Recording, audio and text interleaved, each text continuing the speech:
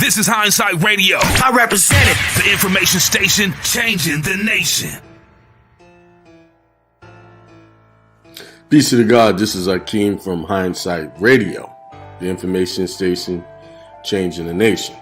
I'm making this really quick video about the national passport. The one question I keep getting from people is my passport going to look different? It's going to say that I'm a state national. Is it going to say national on it? Is it going to have some look different from the passport I had prior to me applying for my national passport status? The answer, simply put, is no.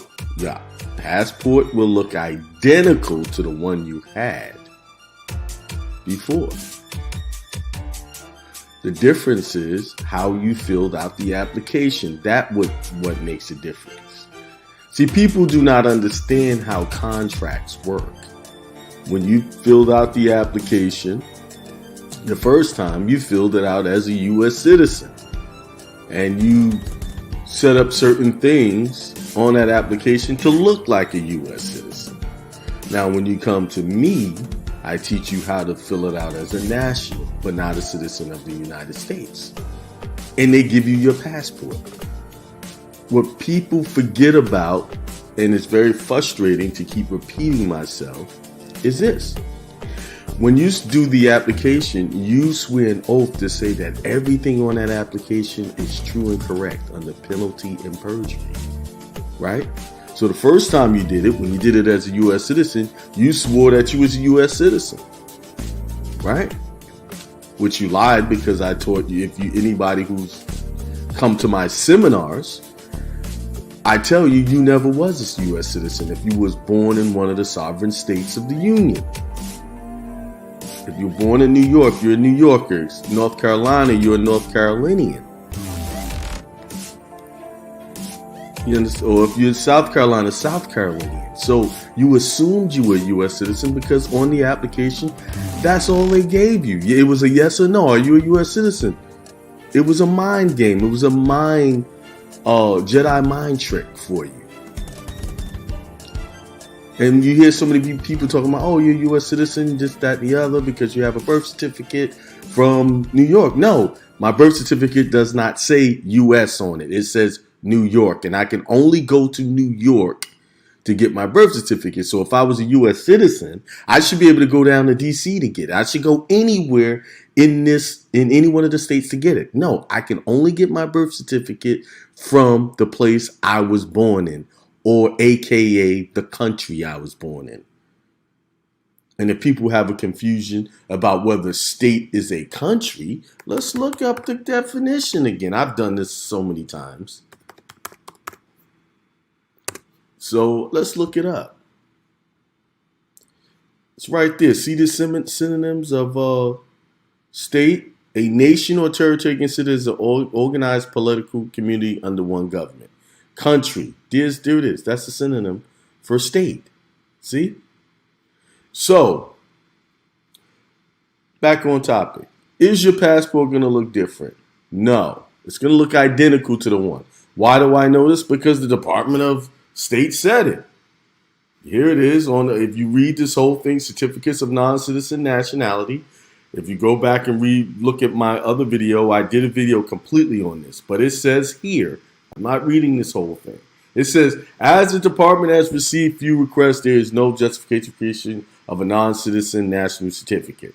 Now, this non-citizen national certificate is a Jedi mind trick also, but that's explained in my other video. I just want to get to the part where what they're going to give you. Designing a separate document that includes anti-fraud mechanisms was seen as an inefficient expenditure of resources. Therefore, the department determined that those who would be eligible to apply for such a certificate may instead apply for a United States passport that would delineate and certify their status as a national but not a citizen of the United States. See, people don't read this, so they don't see this part. National but not a citizen. It would delineate. What is the delineation?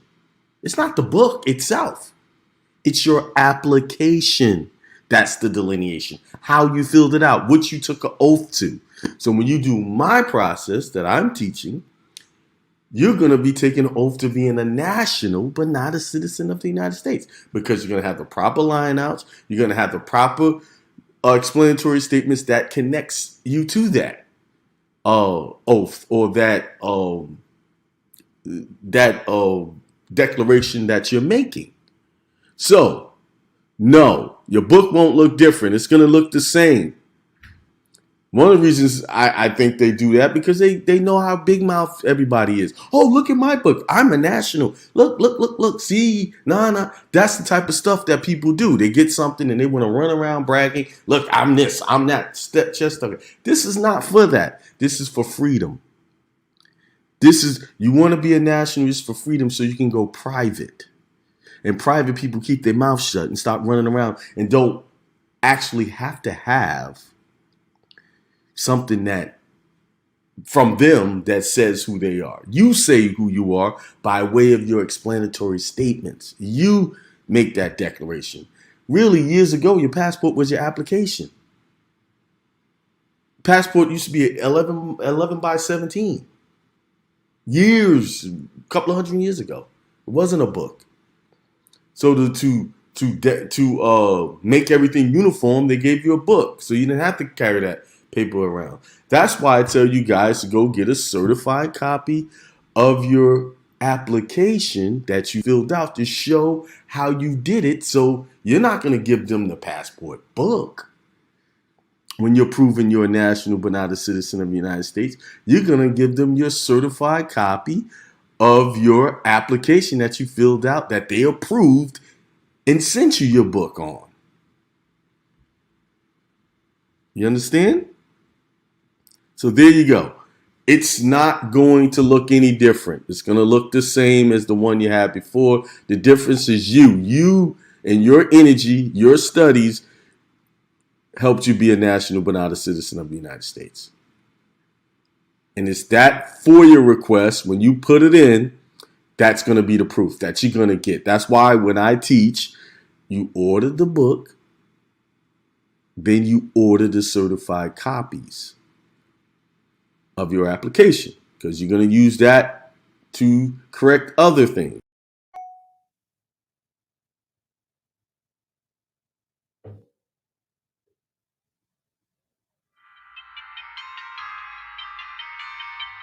Yo, what's up, y'all? This is Doug E. Fresh, and you're listening to Hindsight Radio. And when I'm doing commerce, I'm always tuned in to Hindsight Radio, the information station that's taking over the nation. Always Hindsight. Aight?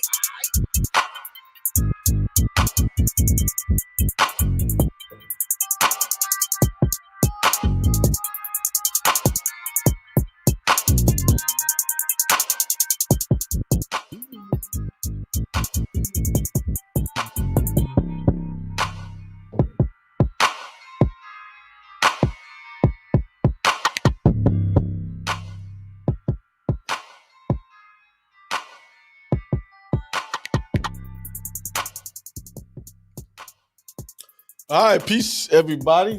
Thanks for tuning in to another episode of the Truth Tuesday show with your host, Akiem L, here on Hindsight Radio, the information station changing the nation.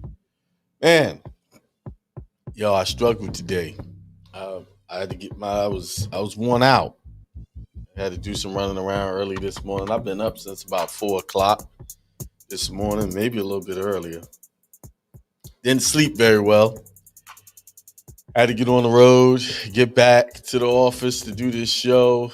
I know I didn't do one last week. I was, handling some business. So it was kind of unavoidable to not do a show. So I'm in the house tonight. Hope I got a good show for you. We're going to be talking about the IRS, getting rejected for your passport because of taxes and what you possibly can do about it. There's some remedy there.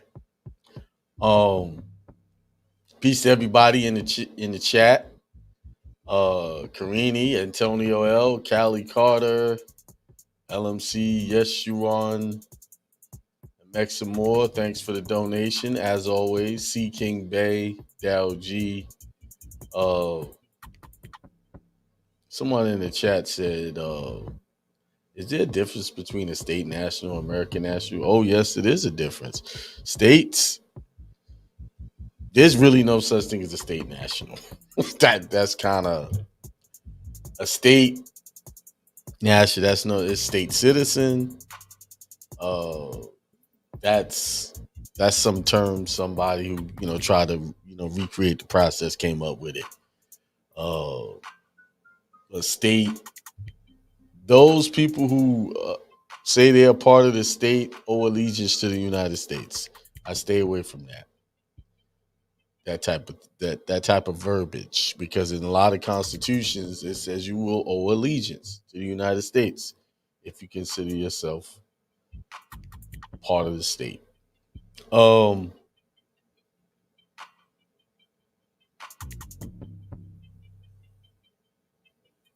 yeah, see, there's somebody else with that state national stuff. See, I was LMC. You probably need to watch a lot more of my videos to understand what I'm talking about. Go through my archives of videos and watch that. If I'm a Floridian, I do the passport for Florida. Does that mean I changed my status? Do your studies. Go read up. Go watch my videos how I break all of that down. Remember, the state sold out to the United States. That's how come they come after you with federal statutes, child support, taxes, all of that stuff. So you run around talking about you're a state national, state citizen, you're part of the state, they're going to get you. I've seen it happen. What did I want to talk about other than taxes today? So I wanted to talk about belief systems, beliefs. Why we have problems overstanding, making changes in our lives. Most of it's because of our belief systems, what we have identified as true in our life. You'd be surprised. A lot of stuff you think is true is not true. Your belief systems when it comes to religion and just things in general, because your perspective on life is limited by the things you've experienced. So it may be true in a certain situation, but it's not, everything's not always true based on your belief systems. But the big problem with that is it's okay to have your belief systems, but the problem comes when you try to take your belief systems and put it on other people and make them agree with you. Isn't that what's going on now? They want everybody to be the same and take certain medical remedies that they call a remedy or medical procedures. They want everybody to be the same. They want to force things on you. And some of your friends and family, because you don't want to do it, they get upset.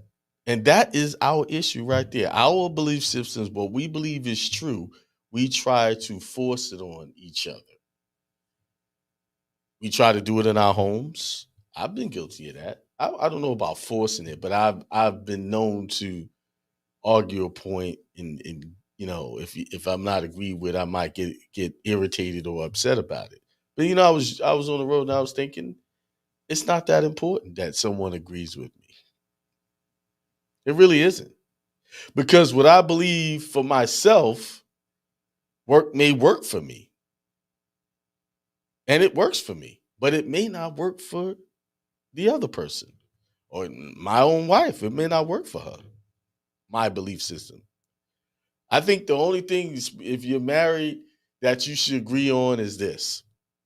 One of the things you should agree on is, okay, we may not agree on everything, but we shouldn't be trying to force or be upset or judge each other because we don't agree with each other on things.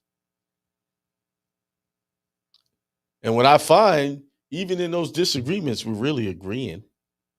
We just disagreeing on the path we take to get to a certain point. Right? We're disagreeing on the how we get there. But what does it matter? As long as we all get there, we're going to the same place. Right? And this is why society is so confused, having so many issues, is because we place too much importance on how getting people to agree with us. And I'm at the point where you can agree with my views or not agree with my views. Whatever you believe is right for you, that's fine. I'm at a place, hey, do as you feel is necessary for yourself. You know? Oh, I've gotten to the point where it doesn't even matter that I have to explain anything. Like, hey, oh, that's how you feel? Okay. I don't have to even offer a opposing opinion. I've been practicing that a lot lately. Like I hear things come out of people's mouths, they say something, then I just sit back, okay. All right. And guess what? The conversation ends up peaceful and no one's upset at each other because we disagree. Because I didn't offer a disagreement. I didn't offer my side of the story. Because I come to find out my side of the story is not important to get out. It really isn't. It's only my side of the story is only good for one person, and that is me. Long as it's working for me, that's all I'm concerned with. And I think if a lot of us practice that, our lives would be a lot more stress-free. You know? If you want to call and talk to me, 563-999-3615. Press 1 to speak if you want to join in and you have a question or comment. This is the time to do it. A lot of you guys get off the show and want to email me questions. I don't particularly answer emails. I don't do it anymore. Every now and then, it depends on who the person is. I might shoot back a quick answer, but I don't answer emails because a lot of people abuse that opportunity and want to, instead of just investing in a private conversation with me, they want to take up my personal time. You know, you see, back to people's ideas and opinions and wanting to be right. You don't have to be right. Even in this show, this is just me talking to myself, getting out what works for me. And if you hear something and you want to apply it, so be it. I'm not here to change anybody's mind on anything. I'm just here to offer information as I see it. But I know one thing is true and it's unescapable. All that you are seeing, all that you are experiencing is as a result of an idea in your mind. You would never get any further than the ideas in your mind. You would never have any more money than what you believe you deserve. You will never have a good relationship no further than what you believe. If you're going into relationships and you're suspicious and not trusting, guess what? That means maybe you're not trustworthy. Because a thief takes a thief to know a thief. Isn't that one of the sayings? You see? I'm looking at the chat. People are just typing in all of their ideas that they have in their mind that they want to share. And that's great. Like somebody put in there, I feel it's best to get the passport card and DOT your car, or truck, and a trust. See, that's an opinion. See, that's a feeling. See, I know how I feel about feelings and opinions. How is it if you done that? How is it working for you? What's the benefit of doing that? See, I feel it's best. I feel. I get flooded with emails and videos, watching videos of people's feelings of what should work or what not should work. And I don't know how many times I tell these people, listen, don't send me people's opinions and videos because I'm not going to watch it, number one. Number two, show me that these same people that are talking, how it worked for them. How? How did it work? And most of the time, these videos, most of the people are just talking. They're just saying whatever. That's why I'm talking about opinions and feelings. We got to start operating on what's real and what's working.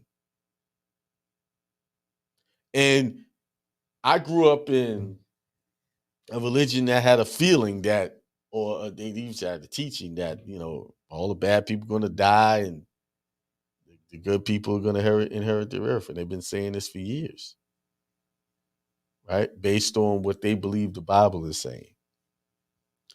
And changed those interpretations. The interpretations kept changing over the years. See how feelings work? They feel and thought that something was going to be one way, then it didn't happen, then they had to go back and revamp it and feel and think something else, and then they push that out as truth. And if you had to accept that to be a part of that religious ideology, then it changed again. See, that is why you have to embody the fact that you are the Christ that you're looking for. And if you're going to go out there and you're going to believe in everything that people say, jump at everything people say, then you will never get anywhere. Never. Because people have an idea today and they'll change it tomorrow. Even in my teachings, I taught one way a few years ago. Now I'm teaching a different way.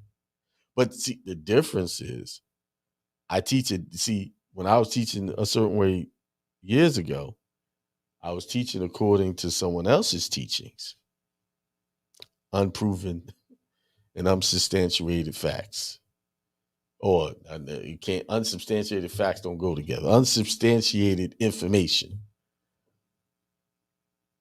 But now I teach differently based on me going my single path, my own path, and doing different things. And I start to realize a lot of stuff that I've been taught before, and all these, it's fluff. It's ideas. It's opinions, not based on any real facts. Someone put that's being double-minded. Oh, yeah. Speaking of double-minded, just to change the subject a little bit. Matter of fact, let me put up these. The best thing, the way to talk about this is pull up some emails.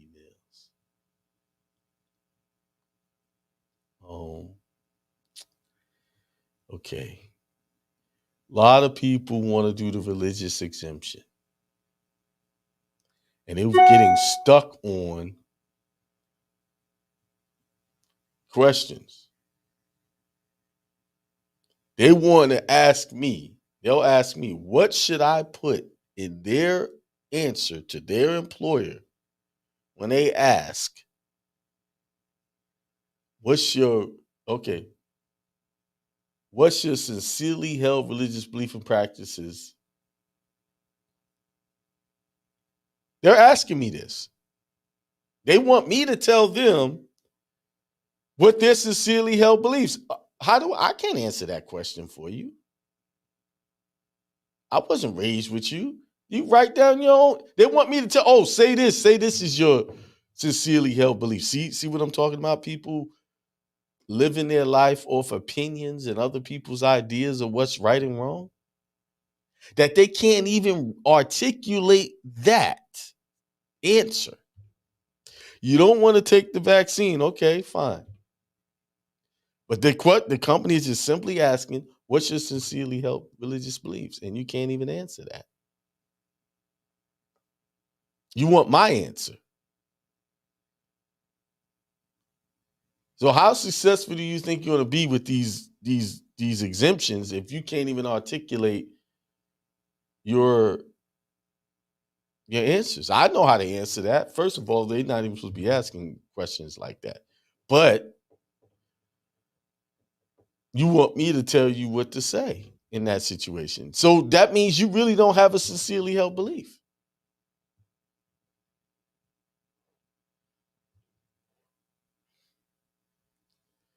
Look at this. See, instead of paying attention to what I'm saying, people are right now, I went on and did this, did this and that.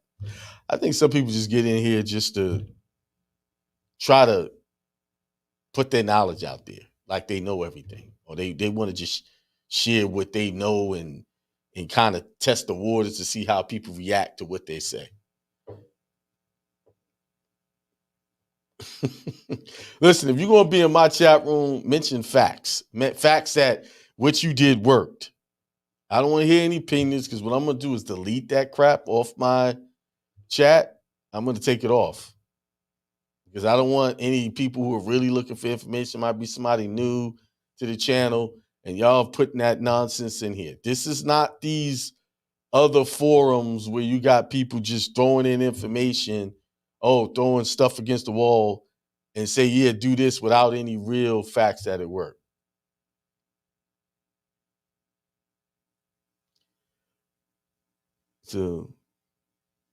So, but back to that. People asking, okay, there's another one.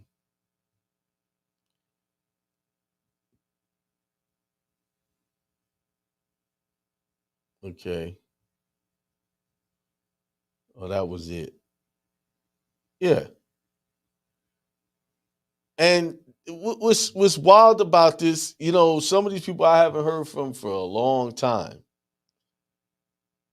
Now they're here with their hand out.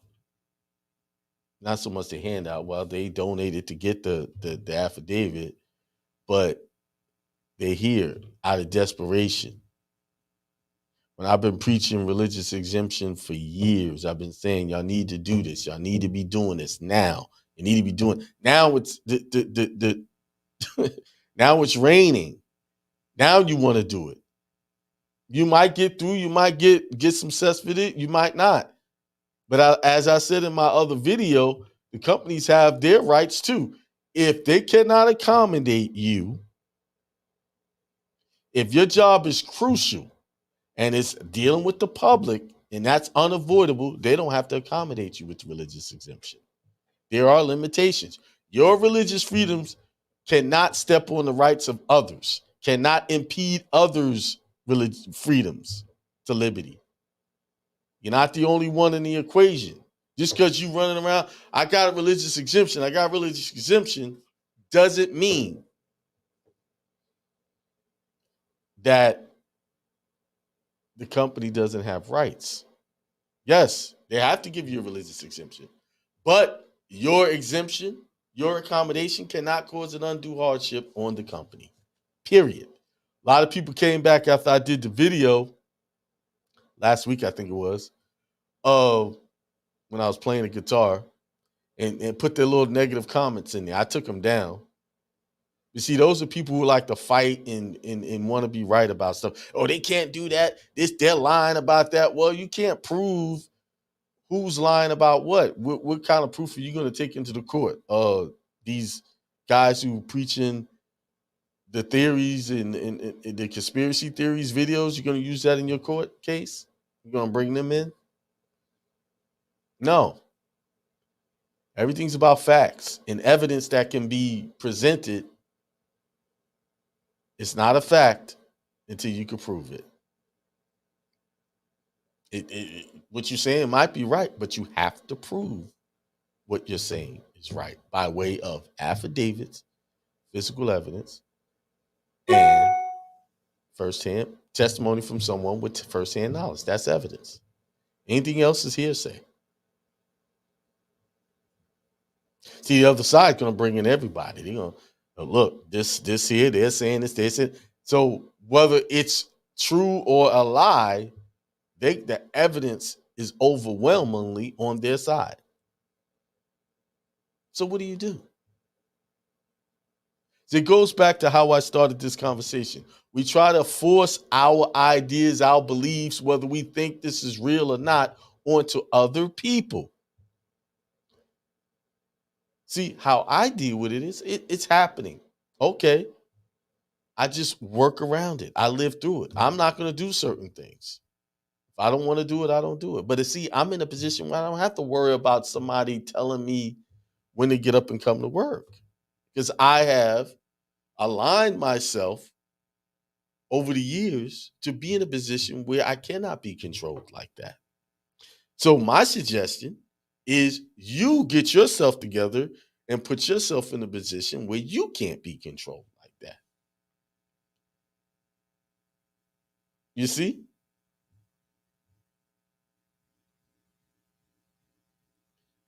That's how you fix it. You don't try to force people to believe what you believe. Oh, this is this and that. Yeah, yeah, this is wrong. This is right. No, we don't have that kind of time. And life is too precious for us to be spending our time trying to fight and scratch to get people to believe what we believe.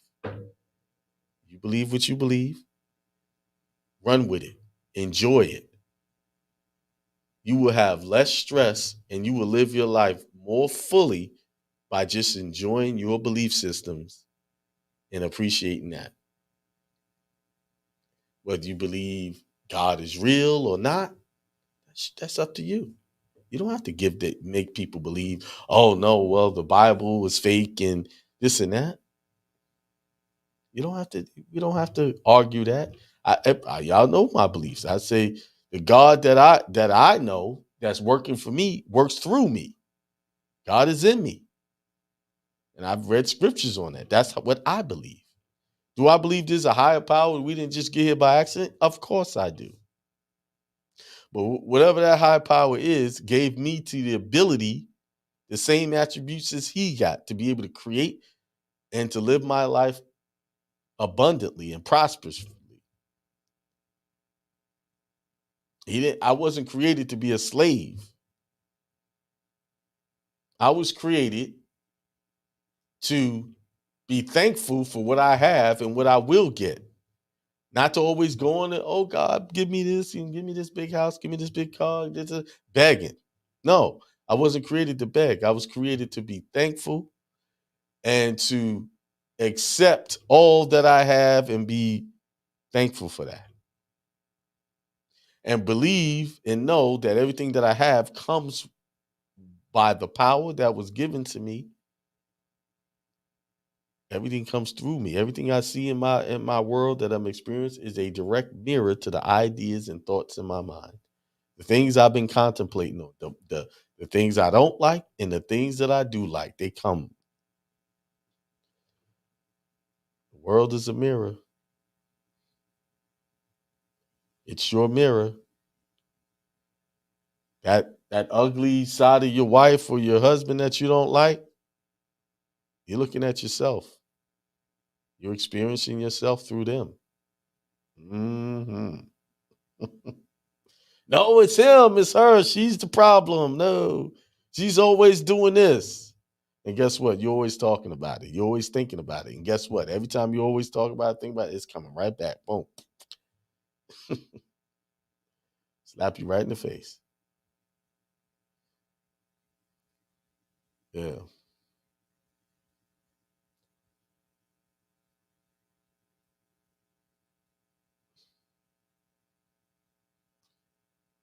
Let me just clean up the chat room. Mr. See, they got their little trolls in the chat room, want to talk about whatever they talking about. Let them go. See, I'm not gonna sit there and go back and forth. I just remove them. That's it. Thank you, Brian. Um, I was driving earlier today, heading over to the house. It's been a journey, a process. Let me say, it's been a process over the last year and a half, trying to get contractors to come and do this work for my stepson. We're trying to get the house remodeled so that it'll be more accessible for him. And I really didn't realize how hard it was to get contractors out, have them go around, check the house, and then to find licensed contractors. We had a contractor come out, claim he was licensed, looked him up. He wasn't. He was thinking his LLC was a license, I guess. I'm giving him the benefit of the doubt, but I knew something was wrong when he rolled up in a four-door sedan and not a pickup truck. You know, when you're here in the South, people who do that type of job rolls up in trucks. They don't roll up in cars. And they come with tape messages. He didn't even have a tape measure and things like that. And I kind of, over the past year, because Beth was dealing with it more than I was. I'm like, as of the last month or so, 2 months or so, I've really been more involved in it. And I actually made this crazy statement. I'm saying this publicly, and I owe an apology. That if it was me, I'd have had this done 6 months ago. You know, see, that's me. I had an idea in my mind that I was more superior in getting things done, not really knowing the full situation of what it is and what to deal with and all these other things. So I'm publicly apologizing to my wife for even making that comment, because it's actually exhausting dealing with these people. Getting, we did have one guy come to find out work about to be done, and he doesn't even have a license to do the work. The only reason why we was going to go with him because the guy who was in the middle said, "Oh yeah, that guy does good work." So we kind of went off that and not really had the forethought. Okay, make sure you had a license, because to do this work you have to be licensed. It's just a lot of work. So this is an example, men. If you want good feedback from your wife or your woman, you have to be willing to own up to your stuff. You know. See, I had an idea, and I had this thing in my head without actually being totally involved in it, seeing everything. And I was driving back home. I kind of thought about that. I said, this is really a lot to deal with, for one person to deal with. So not just because it's a woman, it's just for one person. That is a lot of things to organize and put together. But anyway, back to ideas, thoughts, and the things we're experiencing. We have to come to terms with our life, our results is a direct result of what we're saying, doing, and how we're behaving. And once we take 100% responsibility for that, life changes. Life becomes better. Once we take responsibility and constantly remind ourselves, life is always good. Life is always giving me what I desire, what I'm thinking, what I want. And take the barriers off of that it only gives me what I like. No, it gives you what you don't like too. Because if that's what you're dwelling on, you're going to get that. It's not picky. It's all about you. You are the originator. You are the authority. You are the commander in chief when it comes to all that you are seeing and dealing with your life, when it comes to your health, your relationships, your finances.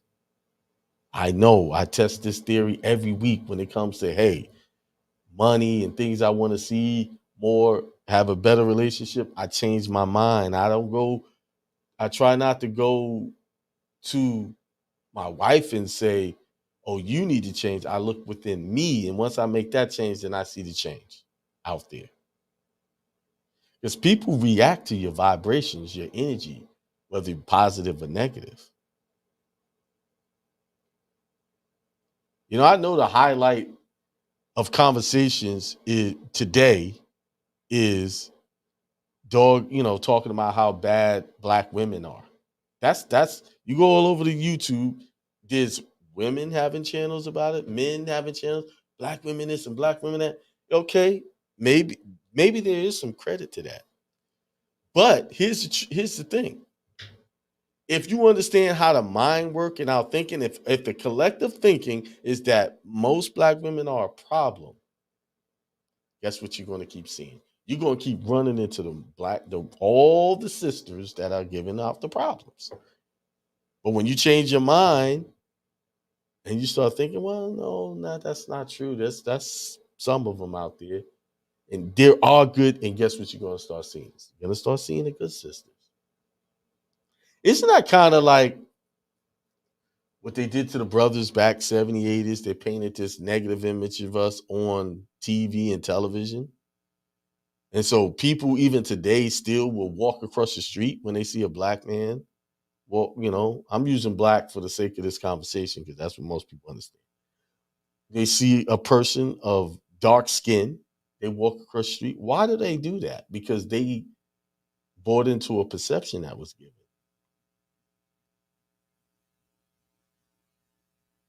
They bought into an idea.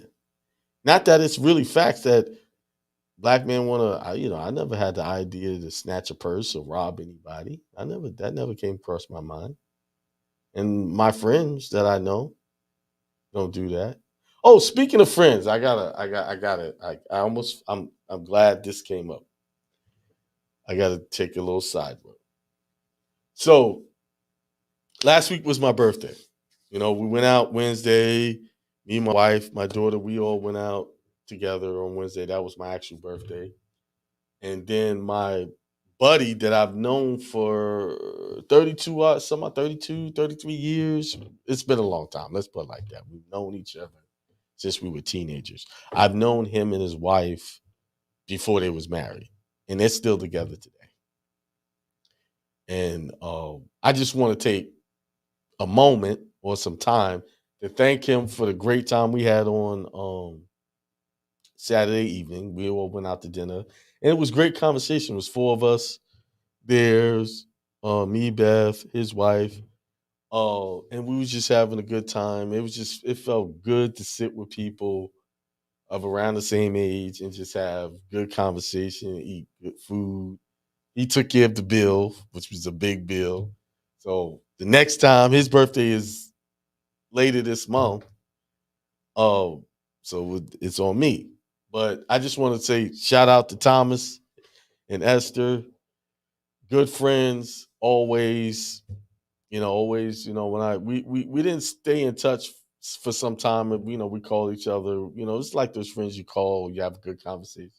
You may not talk to them for a while. But Scorpios, he's a Scorpio too. So so Scorpios be like that. We do that.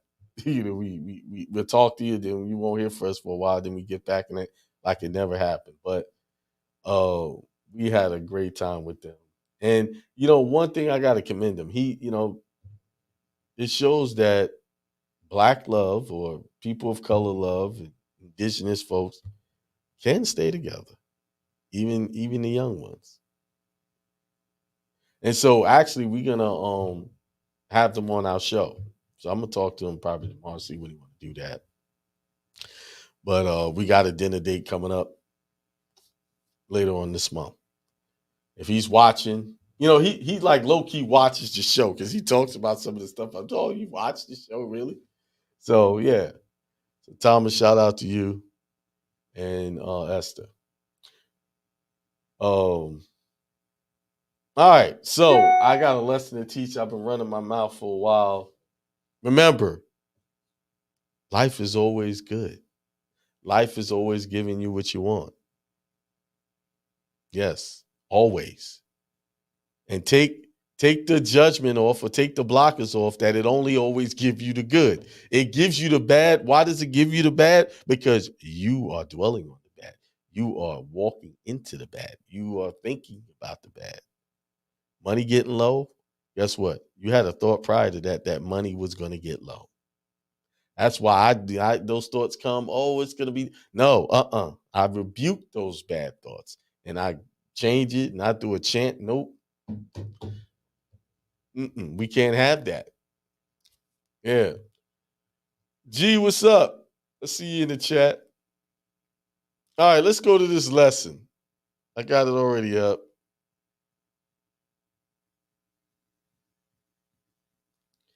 All right, this is I got sent this to me.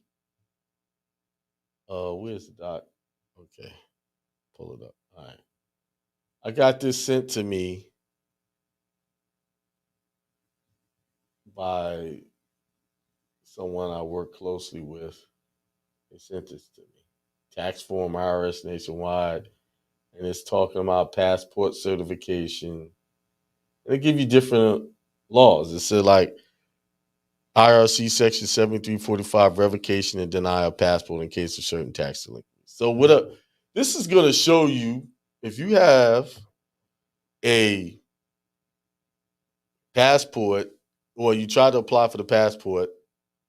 Hey, happy birthday, Maxim. Yours was on the 30th.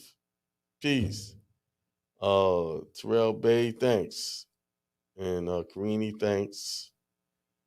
So if you've been rejected for a passport because you owe money to the IRS, $50,000 or more, that's pretty much what will get you shut down from getting a passport.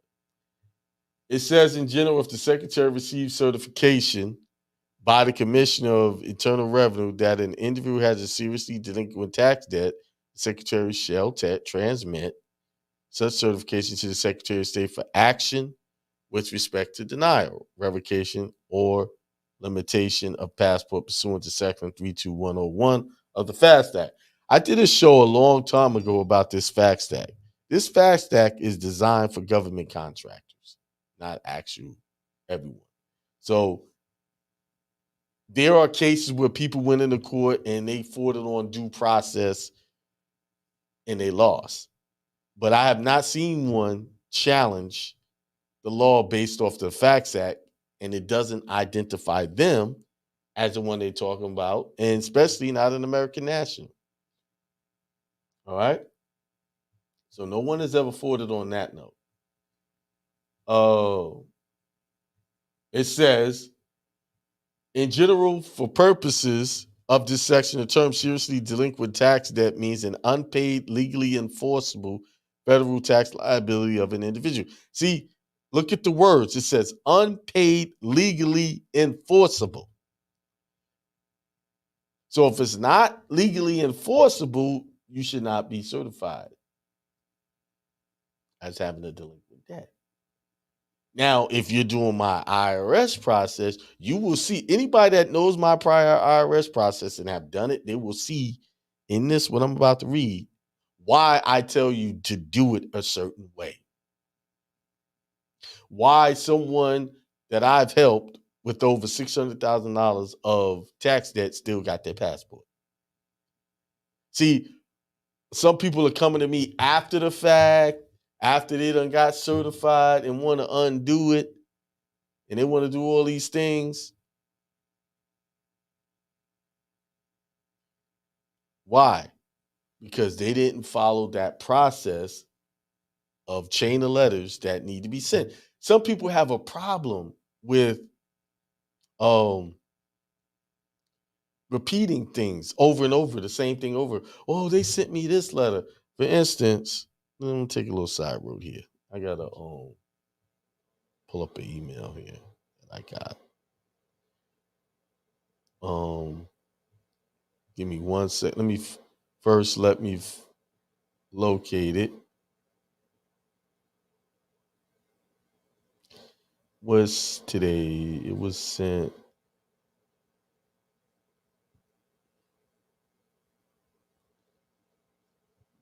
I just want y'all to know. I do use some of my transactions and correspondences as a way of teaching. So there was a situation with someone who is dealing with a debt collector. They sent out the debt collecting letter and they sent the letter back like it's a response. And this person doesn't know they know how to, because they done had plenty of conversations, but just because they got a response and it wasn't the response they wanted to get. They are like, oh, what do I do now? And they're coming up with all kind of excuses. I'm not good at this. I'm this. I'm that. I'm slow. They're actually saying stuff like this. And they want me to, I guess, feel sorry for them because they are presenting all of these limited beliefs about themselves. I'm sorry, I don't engage in supporting you putting yourself down. Actually insults me because I know that everyone that I deal with, everyone even that I don't deal with, can do this. But if you're running around saying that I'm slow, I don't get this stuff fast. I'm afraid. That was another thing. I'm afraid. I can't help you. I really can't. If you're saying all of those things about you, I'm not gonna, hey, I don't agree with what you're saying. But this person hasn't made the connection that the reason why you're not successful because you have thoughts, negative thoughts about yourself. But at the same time, it's people like this with these types of conversations about themselves. When they get bad results, they try to blame it on the outside world. You're getting bad results simply because you're saying these negative things about yourself. I'm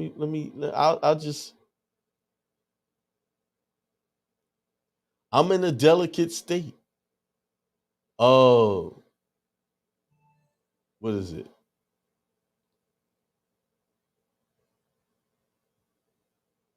I'm trying to get some of these things they said about themselves over the time. I'm nervous. Like, what's there to be nervous when sending a third party debt collector letter to someone who's trying to get money out of you?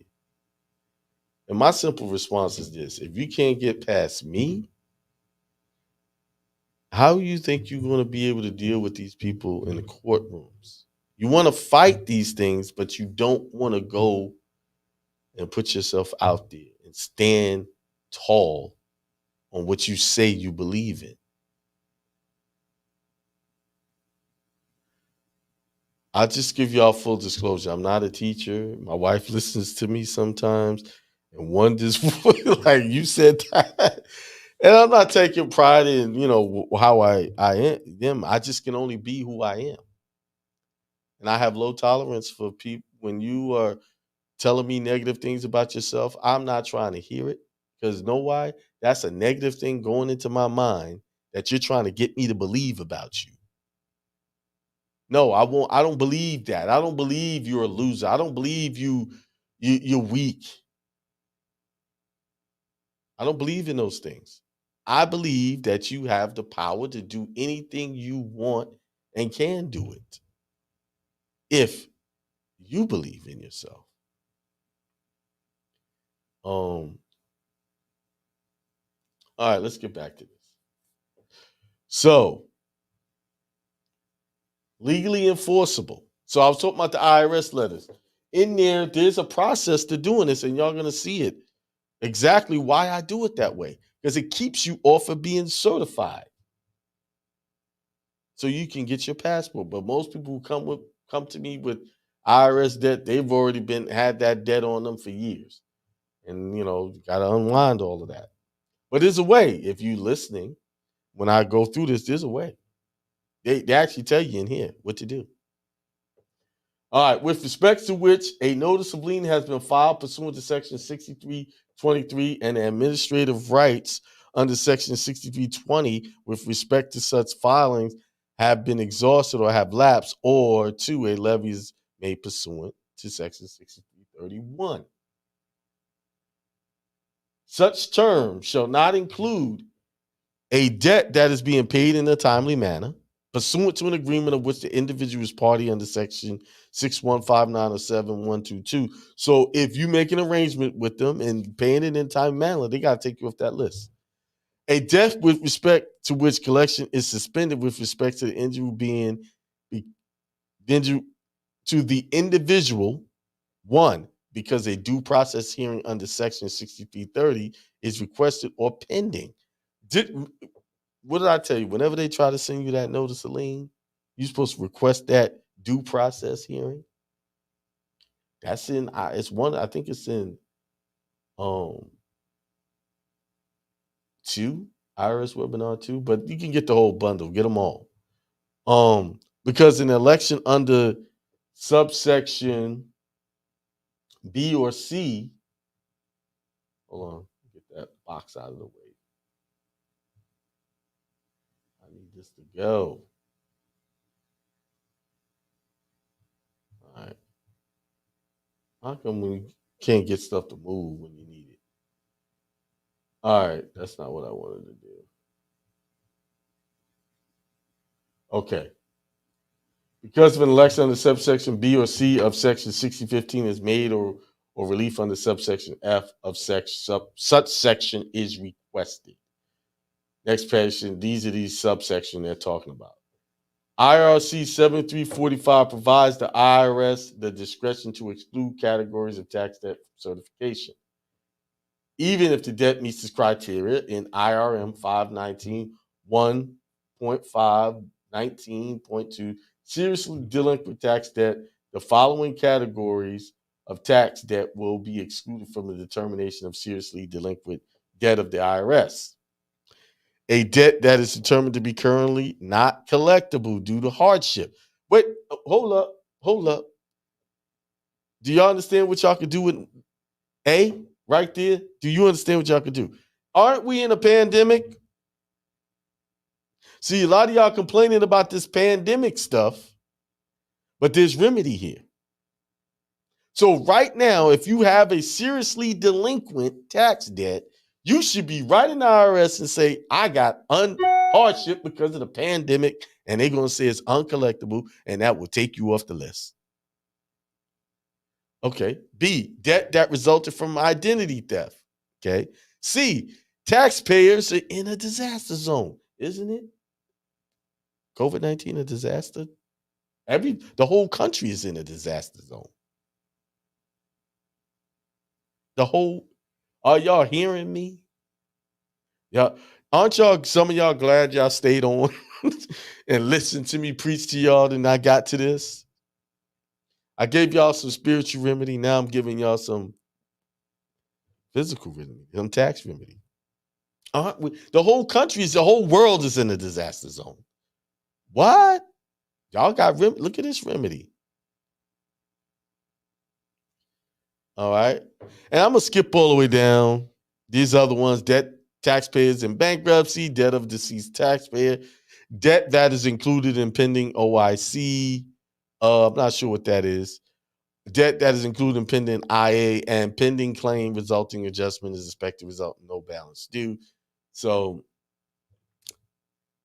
A and C are definitely jewels. All right, let's keep going.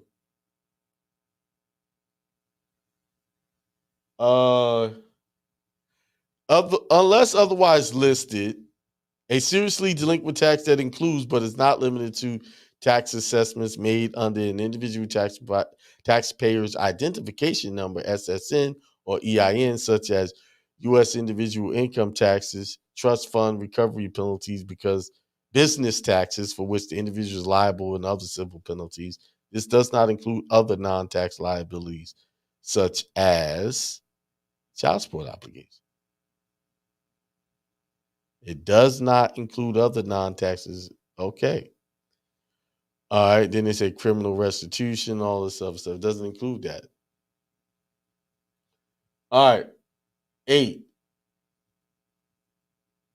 Now, this is where they say, in the context of passport denial for unpaid child support, courts have found the statute meets due process requirements because it provides for notice and an opportunity to be heard prior to state agencies certifying the unpaid child support to the federal government.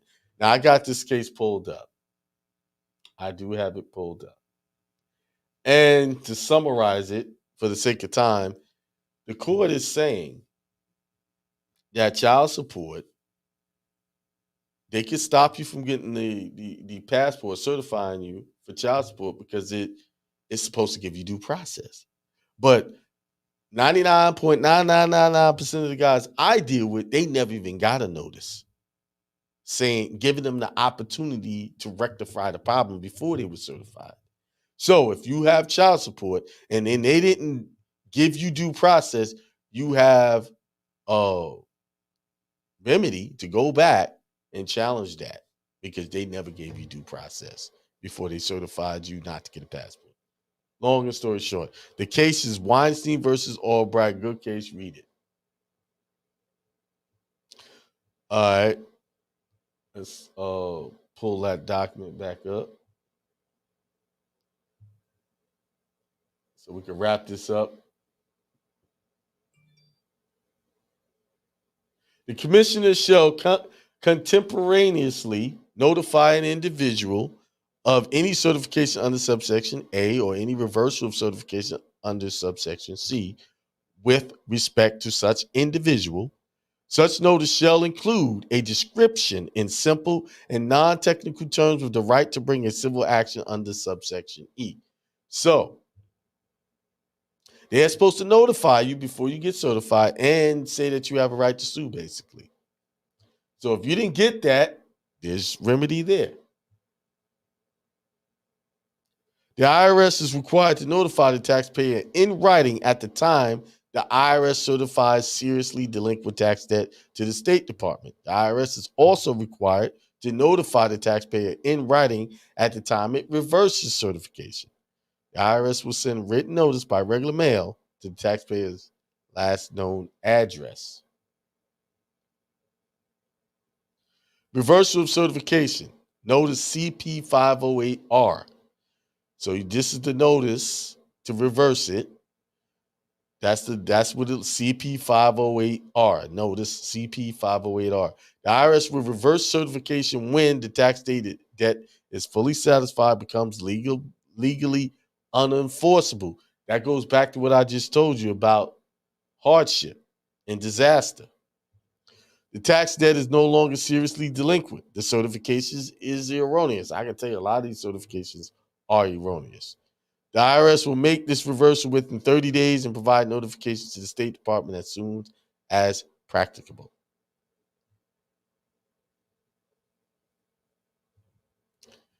Reversal of certification. A previously certified debt is no longer seriously delinquent when the taxpayer and the IRS enter into an installment agreement allowing the taxpayer to pay the debt over time.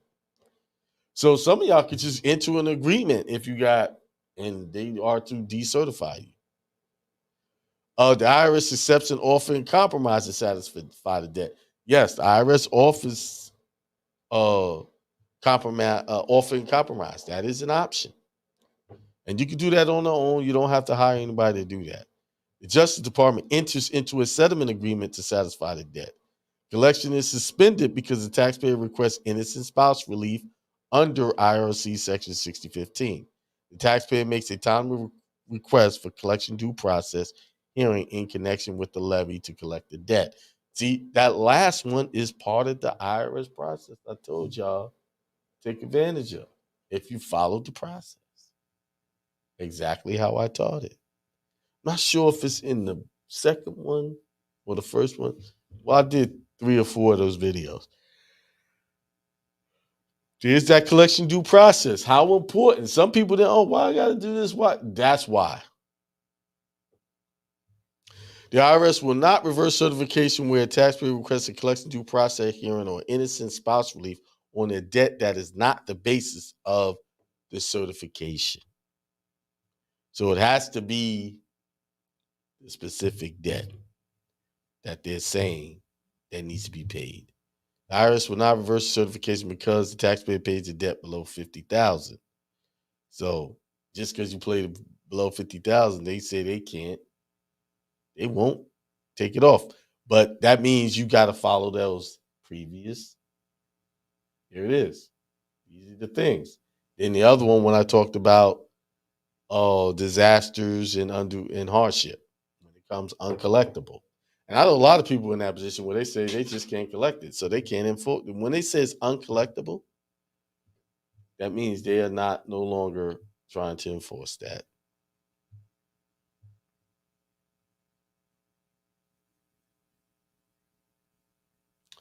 All right.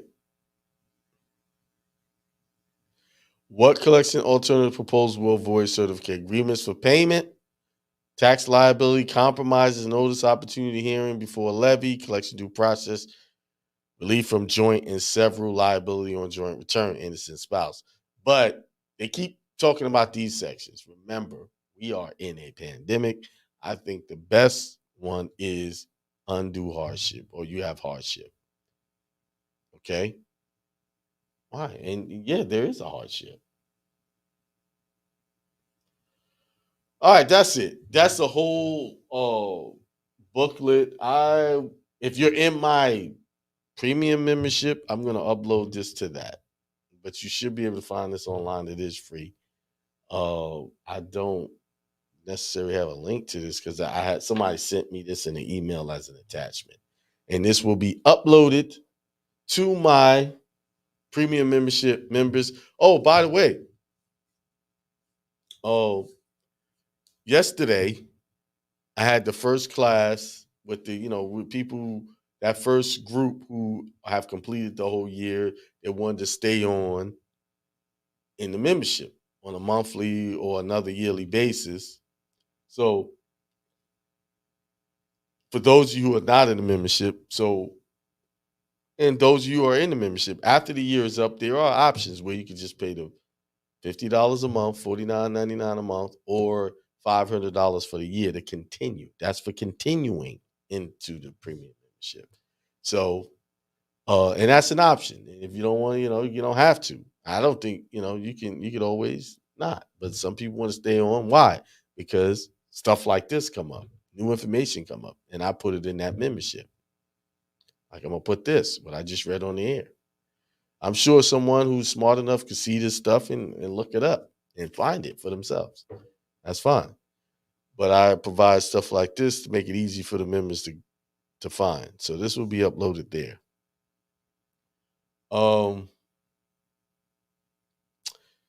With that being said, I thought I had something else to share. Well, I'll just talk about the shows that we got. We got Divine. I just forgot the Divine Connection show on Thursday. They're back doing their shows on a regular. Beth did a show on Sunday, her show, and plus we got our Journey show. I know we didn't do one on Friday. That's all on me. I was on the road and I was too tired to get on the air. So we will be doing a show Friday, 7 p.m. The Our Journey, and hopefully I can have my buddy on. We could talk about what it took to stay in their marriage for so long, for all of those years. All right, and go to Akiem.com if you want to get the IRS webinar that breaks down the whole due process. If you got a delinquent tax debt, even if it's not $50,000, it can grow that way by penalties. So you want to put a halt to that. All right. And that being said, peace.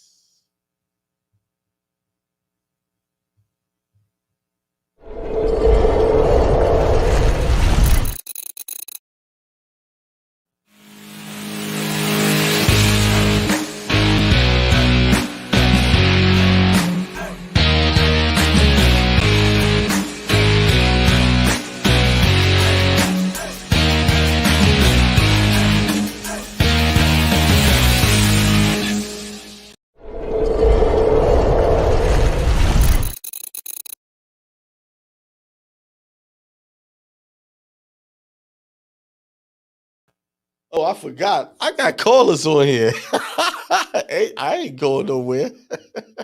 Oh, but yeah, still 35 people on. So hold up.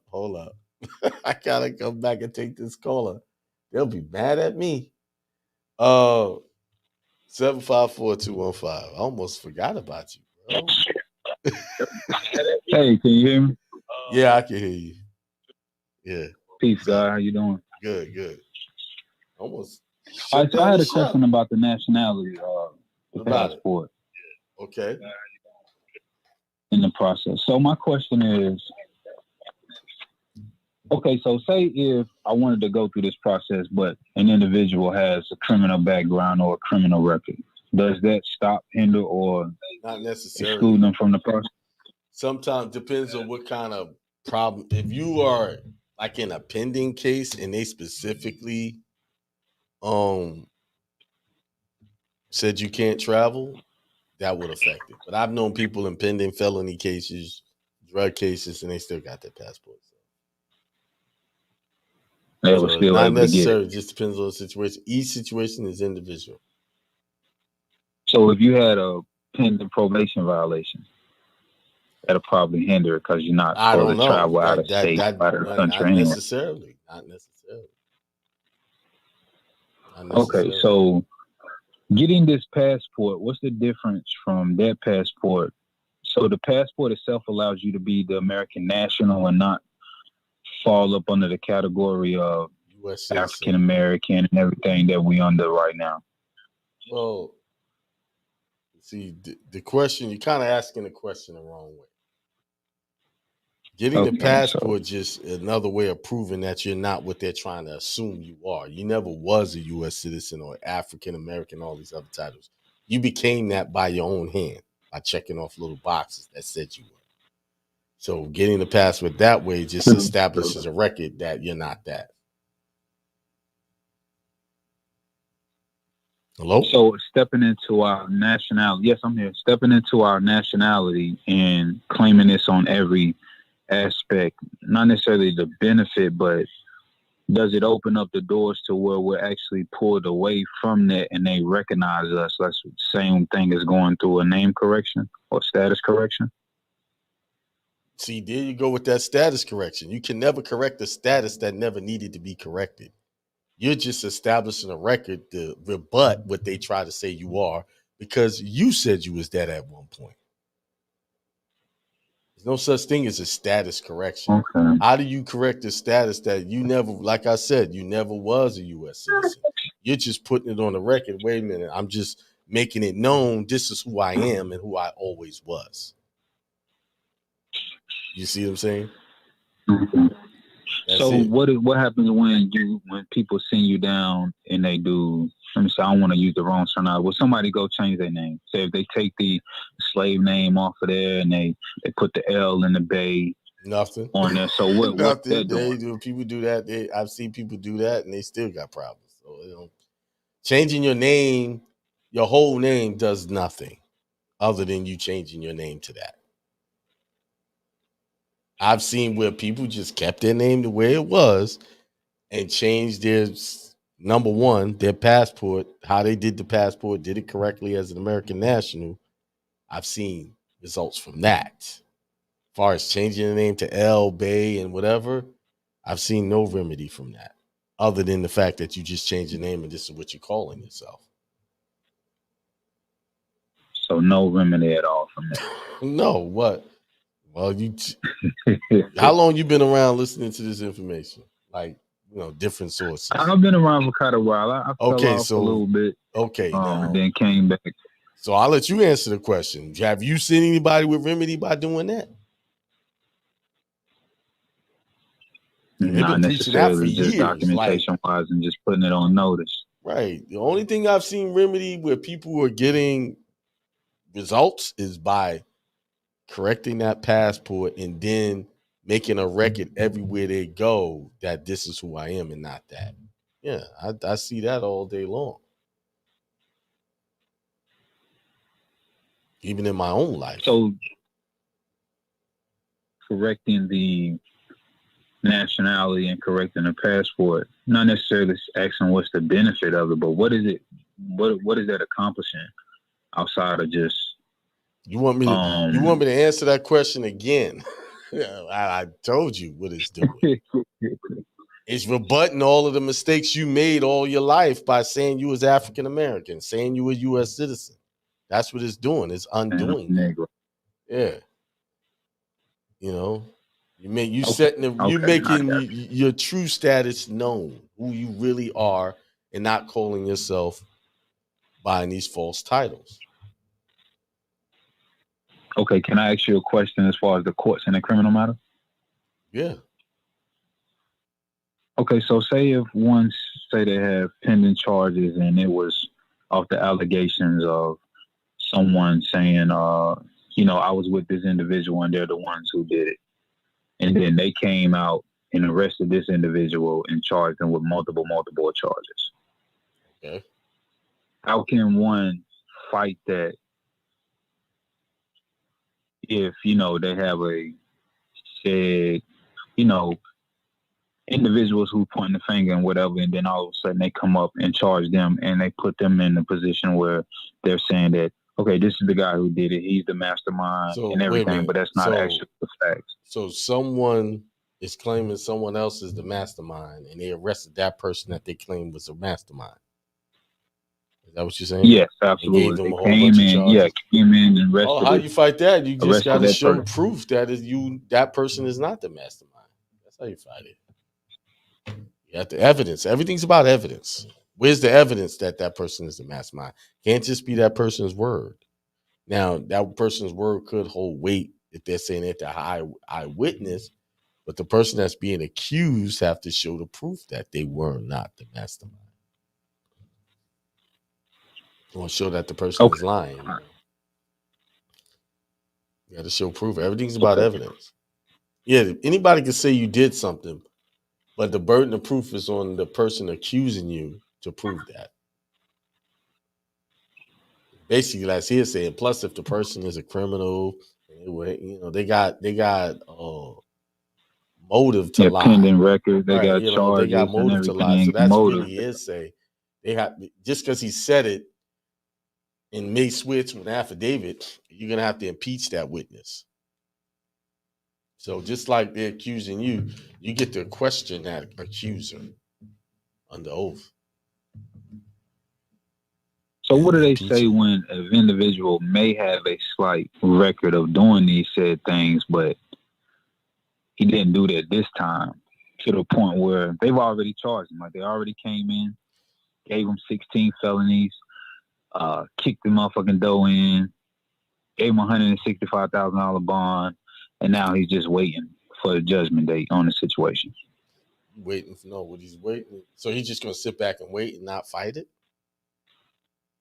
I mean, they're fighting it, but considering the coronavirus, everything is just keep on getting continued and pushed off. Like I said, everything is about evidence. You can be accused of anything, but the person who's accusing you must prove that you did it. You're considered innocent until proven guilty. So that's the way it's supposed to go. But the problem is people going to court backwards, believing that they're going to be found guilty, and then they plead out.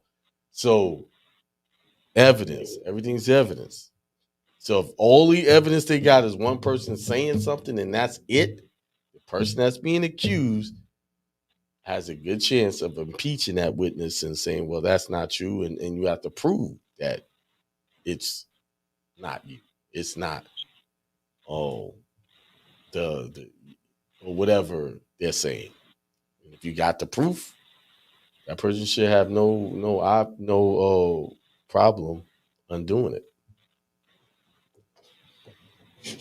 Okay.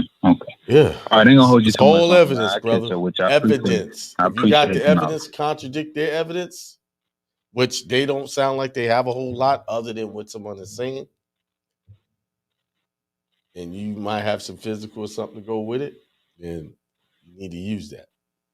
Don't sit back on that. It's right. You should be asking for discovery, because once you get discovery, you can challenge all of that evidence and have it do a motion to suppress, whatever, a motion to shut down any evidence that is not real evidence. You can have do a motion to diswitness. It's a false witness because you're supposed to tell the truth under oath. If you prove that person is lying, that's why I say you have to impeach him.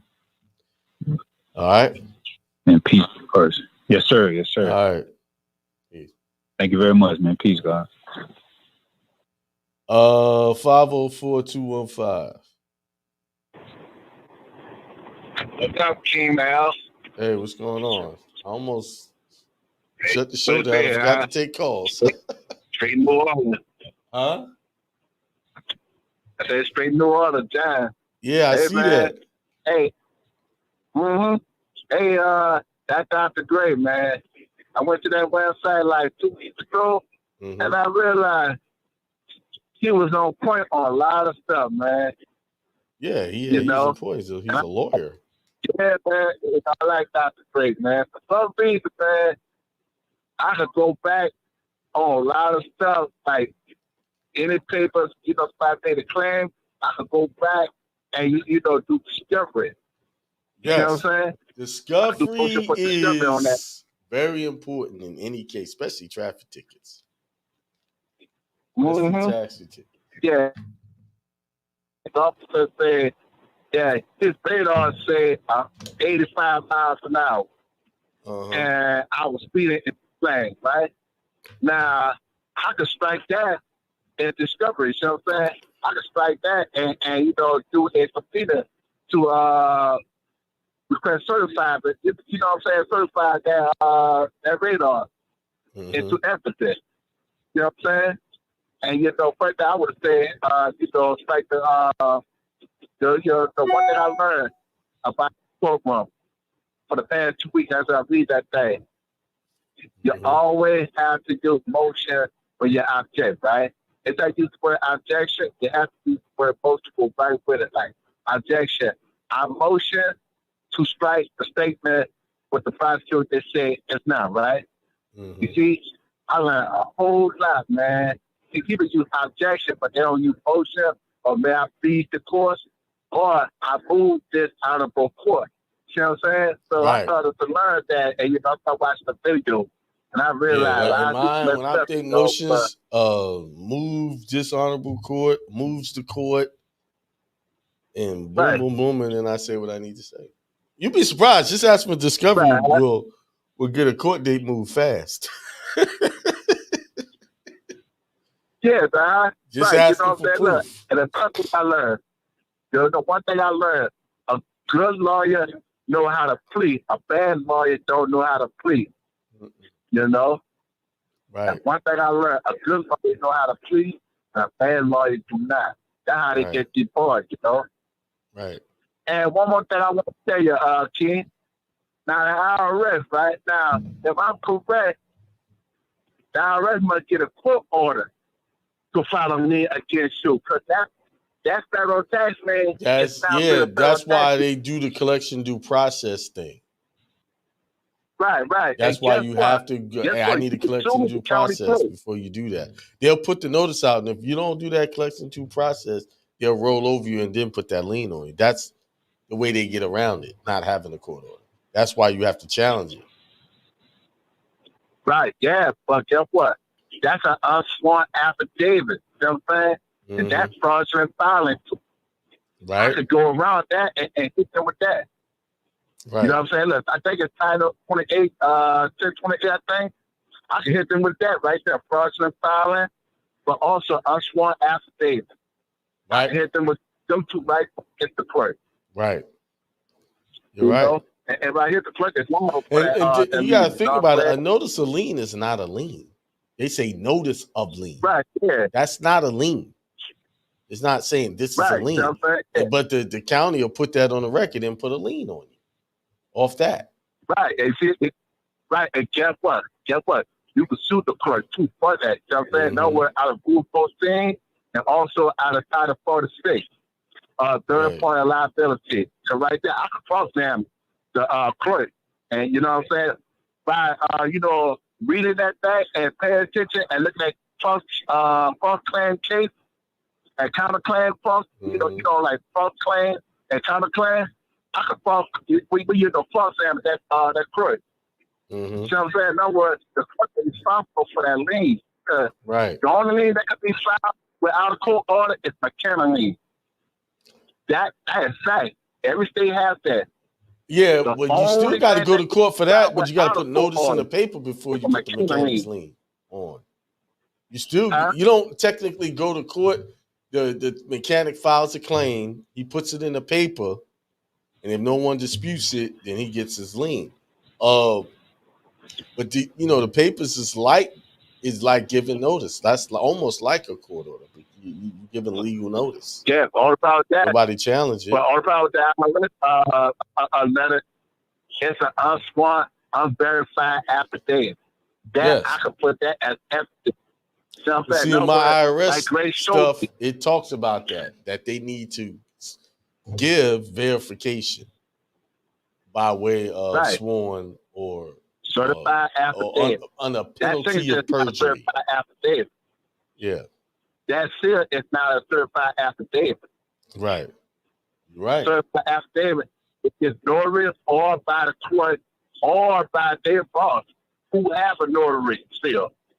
That's notarized. You know what I'm saying? Mm-hmm. I could go back and slap that clerk for that lien. Right. You know? All right. Right now, I'm studying it, but when I'm doing, I'm studying the fraudulent lien, but also I'm studying the unsworn affidavit. But remember this, kid. Right. Wage, have to get a court order. Child support, have to get a court order. Accident. Yeah, you could do it that way, but right now, I would take advantage of this pandemic, bro. I'll take advantage of this pandemic. All right, what, 1745? I'll take advantage of the fact that undue hardship. I take advantage of that. Now, look. That's easier. Now, one more thing, kid. Now, look. I don't know kid, but Minneapolis. Everybody in Minneapolis got this election. You know what I'm saying? Abolish the police department. Now, that sounds dumb. Because I can tell where the police officer going to go to the sheriff office. And then, like, the cops, the police, right? Everybody would celebrate the cops, the police being dismantled. But the problem with that, kid, that most of them cops, the police went to next door police department and to the Los Angeles sheriff office. Now, that don't make no sense. You know what I'm saying? So, you're going to try to defund the police, but guess what? The same guy you see in the uniform will be in a new uniform called the sheriff deputy. You know what I'm saying? The state police, you know what I'm saying? You know, they're going to be the sheriff deputy. Still in your neighborhood, still patrolling with a different uniform. Right. And guess who got to pay for the sheriff who funded you at the tax? Right. That's dumb, Kareem. Akiem. You know, that's real dumb by the voter. You know what I'm saying? And by the city. That don't make no sense. Right. Yeah, you hear about that? Bro. Today. Minneapolis try to abolish the police department. Yeah, that's going to be a tough one. They ain't getting rid of them. Right, yeah, because like I say, you got the sheriff in that county going to take over that police department. You know what I'm saying? Look, take the word Minneapolis Police Department off there and put the sheriff department on there. You know what I'm saying? Guess what? Change the uniform, still got the same guy. You know what I'm saying? Still got the same guy patrolling your neighborhood. Right. So good waste of time. All right, brother. Really waste. All right, Ken. Great show, brother. All right, thank you. Hey, thank you always for your support. You know what I'm saying? All right. Hey, man, it's all my support, man. All right. I do not mind. All peace right. and love. Hey, peace. Be out safe out there. All right, take care. I will on the road. All right.